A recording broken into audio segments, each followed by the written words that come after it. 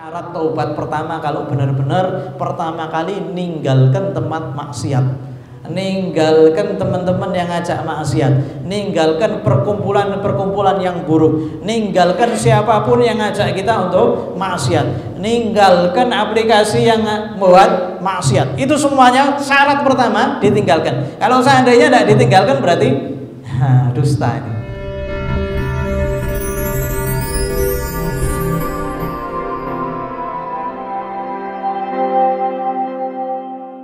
Alhamdulillah, kita lanjutkan kembali daripada pembacaan kitab Muhammad Al-Insanul Kamil karya Sayyid Abuya Muhammad bin Alwi Al-Maliki. Masih berkaitan tentang cara Nabi Muhammad SAW di dalam memberikan penjelasan kepada para sahabat atau kepada setiap orang yang bertanya. Nabi Muhammad SAW selalu membarengi jawaban beliau dengan permisalan atau percontohan. Wa min dzalika anna imra'atan min Juhaynah ja'at ila Nabi sallallahu alaihi wasallam faqalat inna ummi nadharat an tahujja falam tahujj hatta matat afa hujja anha qala na'am hujji anha ara'aita in kana ala ummiki dainun akunta qadiyatahu ya fa aqadallaha fallahu haqqu bil wafa'i rawahul Bukhari ya. Aqdallaha fallahu haqqu bil wafa' rawahul Bukhari.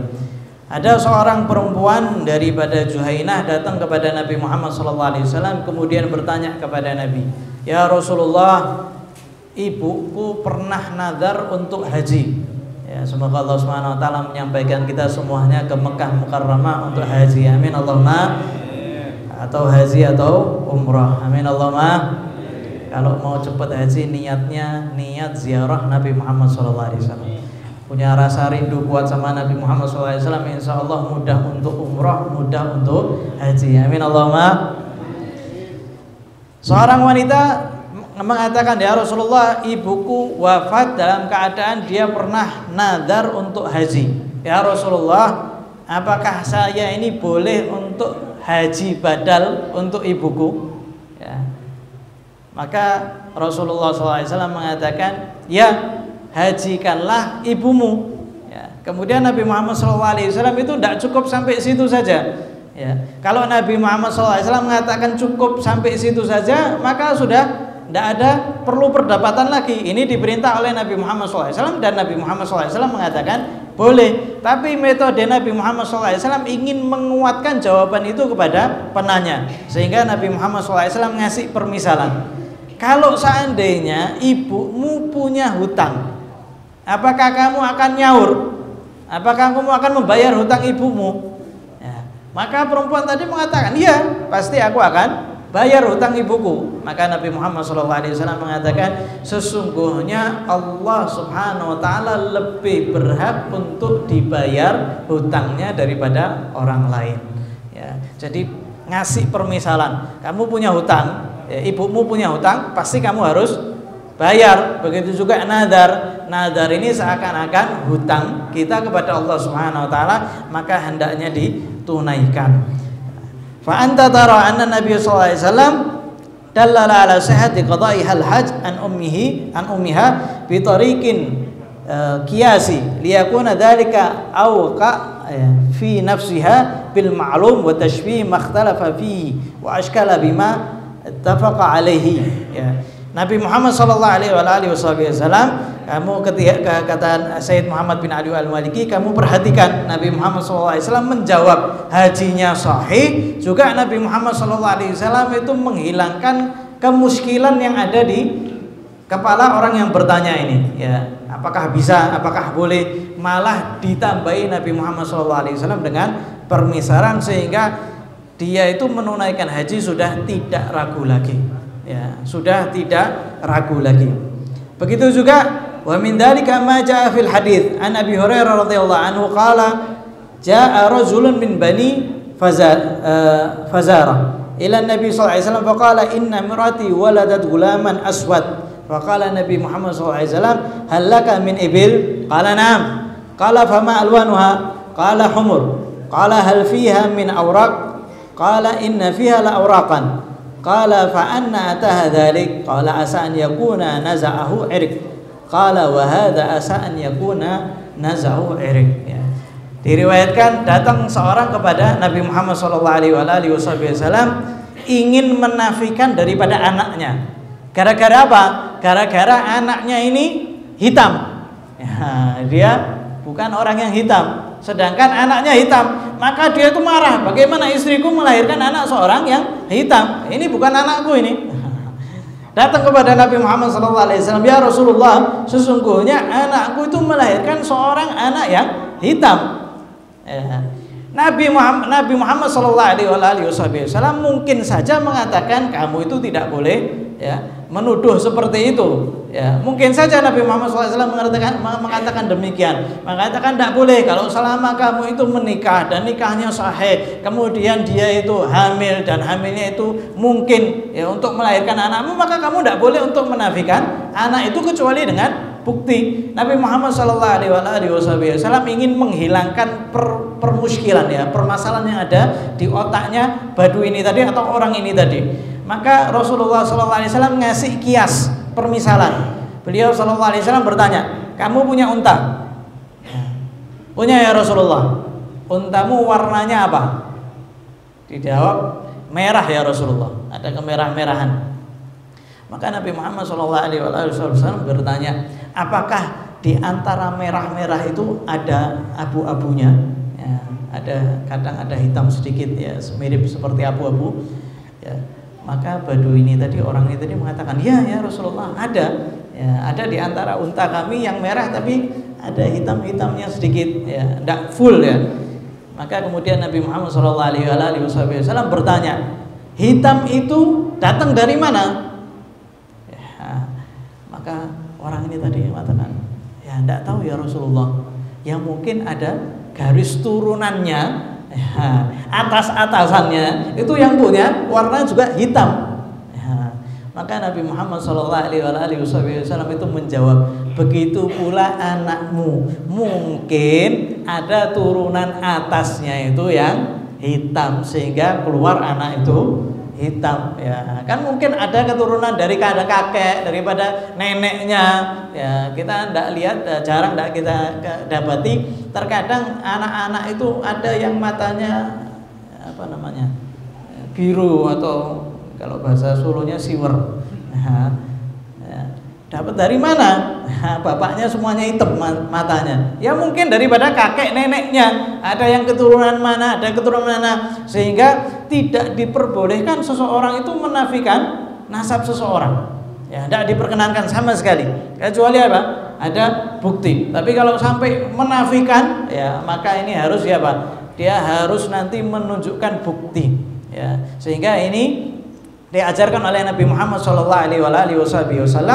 Ya, Nabi Muhammad SAW selalu memberikan jawaban dengan permisalan. Sehingga apa? Sehingga orang yang bertanya sudah tidak ada masalah lagi. Fi riwayatin qala ya Rasulullah waladat imraati ghulaman aswad wa wahina idzin ya'ridu bi an yanfiyahu. Ya, di riwayat yang lain orang ini memang ingin menafikan anak yang dilahirkan oleh istrinya. Ya, jadi kalau menafikan nasab seseorang, menafikan anak seseorang itu perkara yang apa? Yang berbahaya.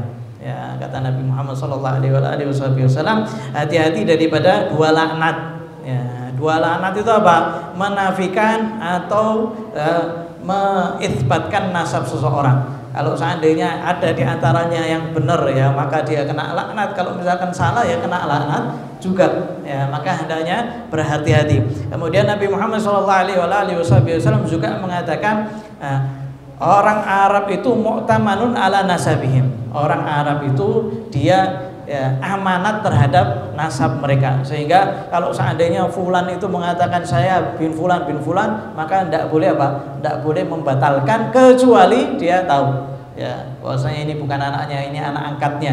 Ya, ada dengan dalil. Kalau seandainya tidak, maka itu adalah permasalahan yang berbahaya.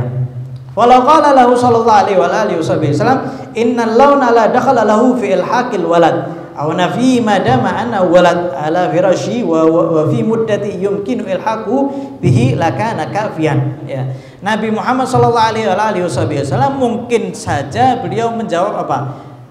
Warna anak itu tidak ada hubungannya dengan ini anak kamu atau bukan. Ya. Nabi Muhammad sallallahu alaihi wasallam bisa saja mengatakan demikian, ya. Atau Nabi Muhammad sallallahu alaihi wasallam bisa menjawab bahwasanya anak itu selama itu keluar daripada istri dan mungkin untuk dimasukkan ke suami, jadi nikahnya itu ya 9 bulan ya. Kalau misalkan baru nikah kemudian beberapa bulan lahirkan lah ini ya, muskilah ini ya, ini bermasalah. Wong baru nikah 3 bulan yang lalu tahu-tahu melahirkan lah, ini bermasalah. Tapi kalau seandainya ada waktu yang cukup untuk orang ini hamil dan itu di masa nikah, maka tidak boleh menafikan. Lah ini Nabi Muhammad sallallahu alaihi wasallam bisa saja menjelaskan seperti itu, tapi Nabi Muhammad sallallahu alaihi wasallam metodenya bukan seperti itu, tapi ngasih permisalan. Nah, akan tapi Nabi Muhammad sallallahu alaihi wasallam itu Nabi Muhammad SAW ngasih permisalan supaya apa? Supaya hukum itu dipegang kuat oleh orang yang bertanya. Jadi kalau bahasanya Jawanya nyeket, nempel. Oh, ini tidak bisa. Ya, itu caranya Nabi Muhammad sallallahu alaihi wasallam, sehingga Nabi Muhammad sallallahu alaihi wasallam ini metodenya di dalam mengajar luar biasa. Salah satunya Nabi Muhammad sallallahu alaihi wasallam selalu menyebut cerita. Ya, Nabi Muhammad sallallahu alaihi wasallam selalu menyebut cerita, dan cerita itu dikatakan oleh ulama jundun min junudillah. Ya, jundun min junudillah, salah satu pasukan Allah Subhanahu wa taala yang kalau seandainya diceritakan orang itu mendengar maka masuk ke hati. Makanya banyak daripada ulama itu metodenya cerita. Al-Qur'an metodenya cerita. Ya, kebanyakan daripada Al-Qur'an semuanya cerita, ceritanya para anbiya, ceritanya para sholihin, bahkan cerita karomah ada di Al-Qur'an. Ada orang-orang yang mengingkari karomah. Karomah sendiri diceritakan di dalam Al-Quran. Begitu juga ada cerita-cerita daripada Nabi Muhammad SAW. Ya, kalau seandainya cerita itu sudah diceritakan oleh Nabi Muhammad SAW, maka cerita itu pasti benar. Karena berasal dari mana? As-Sadiqul Masduq, orang yang jujur dan terpercaya, dipercaya oleh Allah Subhanahu wa taala. Kemudian wa may yantiqu 'anil hawa in huwa illa wahyun yuha. Nabi Muhammad SAW tidak mengucap kecuali itu adalah wahyu yang diwahyukan oleh Allah Subhanahu wa taala, sehingga banyak kisah yang berasal daripada hadis sahih Nabi Muhammad sallallahu alaihi wasallam. Salah satunya ada 3 bayi. Ya, 3 bayi yang berbicara ketika masih kecil. Sayyidina Isa, ya, kemudian Sa'ib Jarir, Jurej, ya, yang ketika itu dituduh, ya, maka Jurej itu ya setelah sholat 2 rakaat kemudian bertanya, bayi, siapa bapakmu? Karena Jurej ini dituduh dia menghamili seorang wanita sampai keluar anak, padahal dia tidak melakukannya. Maka Jurej itu nepuk ya, bayi itu, bayi, bapakmu siapa? Nah, ini karomah. Kalau bukan karomah apa? Ini disebutkan oleh Nabi Muhammad SAW. Jurej, bayi, anakmu siapa? Anakku Fulan, si penggembala kambing. Ya, akhirnya ketahuan bahwasanya itu penggembala kambing. Begitu juga cerita yang diceritakan oleh Nabi Muhammad SAW adalah seorang yang telah membunuh 99 orang. Alhamdulillah, insyaallah di antara kita tidak ada yang membunuh. 99 orang, bunuh 99 orang, datang kepada orang yang ahli ibadah, ya. Bagaimana saya sudah membunuh 99 orang? Ya, apakah saya bisa mendapatkan taubat? Ya, kamu sudah membunuh 99 orang. Ya, mana mungkin kamu dapat taubat? Tidak mungkin kamu dapat taubat. Ya, akhirnya jawaban yang salah, sekalian dibunuh. Ya, jadi 100. Akhirnya tanya lagi sama orang-orang di sekitar, siapa orang yang paling alim di daerah ini? Ya, paling pinter. Ya, maka ditunjukkan Fulan, datang kepada Fulan, kemudian mengatakan saya telah membunuh 100 orang. Apakah saya itu bisa mendapat taubat daripada Allah Subhanahu wa taala? Ya, maka kemudian orang ini mengatakan Siapa yang bisa memisahkan kamu daripada taubat? Ya, siapa yang bisa memisahkan kamu daripada taubat? Ini diceritakan oleh Nabi Muhammad SAW, sehingga meskipun dosa kita ini misalkan sampai membunuh ratusan, kalau seandainya kita mau taubat, bisa taubat.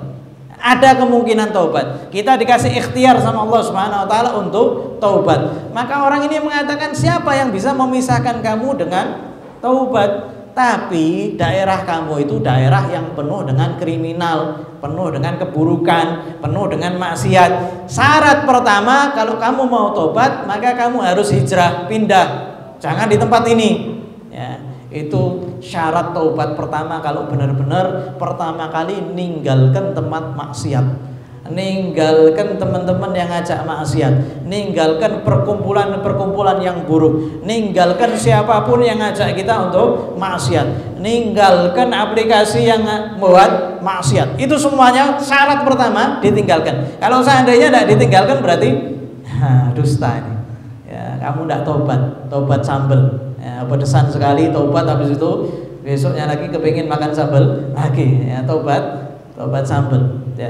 Sehingga syarat pertama kamu harus hijrah. Maka kemudian orang ini, ya, betul-betul ingin taubat kepada Allah Subhanahu wa taala, akhirnya berangkat menuju tempat yang baik yang diarahkan sama orang yang alim. Kamu pergi ke sana, di sana ada orang-orang yang bakal membantu kamu untuk ibadah. Di situ adalah tempat-tempat yang baik, di situ, ya, positif semua orang-orangnya. Kamu datang ke sana, ya. Akhirnya dia berangkat, di tengah perjalanan Allah Subhanahu wa taala mencabut nyawanya.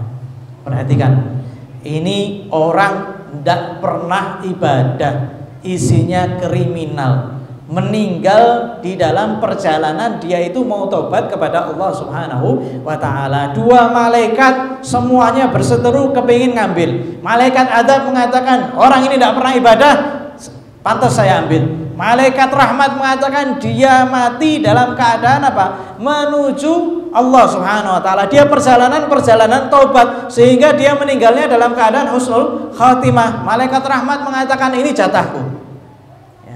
Akhirnya ribut ini. Allah Subhanahu wa taala nurunkan satu malaikat untuk menjadi hakim di dua malaikat ini.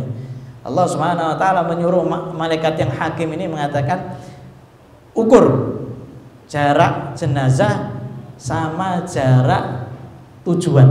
Mana yang lebih dekat, jenazah ke daerah yang ahli maksiat, atau jenazah ini lebih dekat ke tempat yang ahli taat, ya. Maka kemudian diukur. Ketika diukur, semestinya orang ini lebih dekat ke tempatnya ahli maksiat, semestinya. Tapi Allah Subhanahu wa taala yang punya kehendak, Allah Subhanahu wa taala yang punya bumi. Allah Subhanahu wa taala mengatakan kepada kota tujuan untuk mendekat, kemudian mengatakan kepada kota yang ahli maksiat untuk menjauh. Sehingga ketika diukur, ternyata orang ini lebih dekat ke tempat tujuan. Itu rahmatnya Allah Subhanahu wa taala. Sama siapa? Sama orang yang sudah membunuh 100 orang, dan bukan daripada umat Nabi Muhammad SAW. Ya, kalau seandainya kita, ya, maka bakal diterima oleh Allah Subhanahu wa taala. Allah Subhanahu wa taala bakal mengasihi kita, bahkan Allah Subhanahu wa taala bakal bantu kita. 100 orang masih dibantu sama Allah Subhanahu wa taala. Membunuh 100 orang masih dibantu oleh Allah Subhanahu wa taala, dan itu bukan daripada umatnya Nabi Muhammad SAW. Umat terdahulu mau masuk surga itu wangelnya luar biasa. Tapi karena dia betul-betul tobat kepada Allah Subhanahu wa taala, Allah Subhanahu wa taala membantu dan menerima taubatnya. Ya, insyaallah kita tidak sampai kriminal banget lah. Ya, insyaallah, ya, kalau kita maksiat, ya, dibarengi dengan taubat. Sehingga diriwayatkan bahwasanya malaikat itu tidak mencatat daripada amal buruk kita kecuali setelah 6 jam. Karena malaikat yang tugasnya nyatet baik itu mengatakan kepada malaikat yang tugasnya nyatet amal buruk, tunggu dulu, siapa tahu dia bertobat, jangan dicatat terlebih dahulu. Maka malaikat yang catat amal buruk itu tidak nyatet dulu, dibiarkan, nunggu apa? Orang ini mungkin taubat, ya. Setelah 6 jam, kalau seandainya tidak taubat, maka ditulis sayyi'ah, satu keburukan. Tapi kalau seandainya dia sebelum 6 jam itu dia bertobat kepada Allah Subhanahu wa taala, maka malaikat itu tidak mencatat. Ya, malaikat yang buruk itu tidak mencatat. Tapi tugasnya malaikat yang catatan baik itu malah nulis fulan taubat daripada dosa. Ya, taubat daripada dosa kebaikan atau keburukan? Ya, kebaikan, maka ditulis hasanah. Subhanallah, ini umatnya Nabi Muhammad sallallahu alaihi wasallam. Ini salah satu daripada metode Nabi Muhammad sallallahu alaihi wasallam, selalu memberikan cerita, dan cerita daripada Nabi Muhammad sallallahu alaihi wasallam banyak luar biasa. Begitu juga di kitab Ihya Ulumuddin. Kitab Ihya Ulumuddin itu banyak daripada cerita.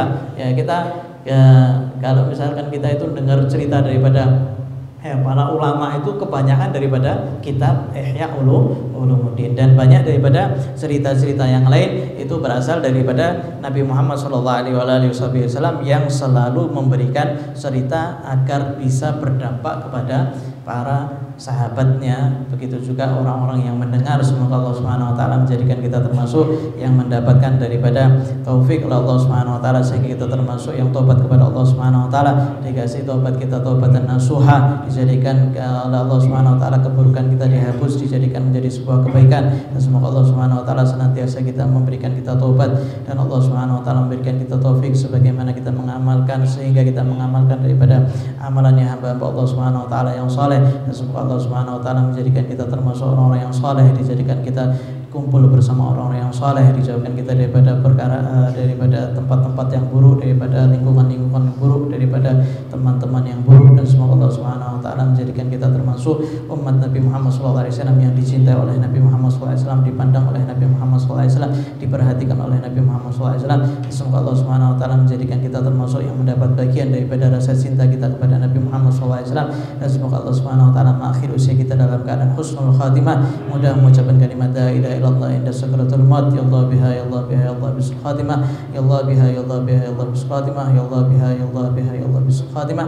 Sallallahu alaihi wasallam Muhammadin nabiyil ummi ala alihi wasallam. Walhamdulillahirabbil alamin.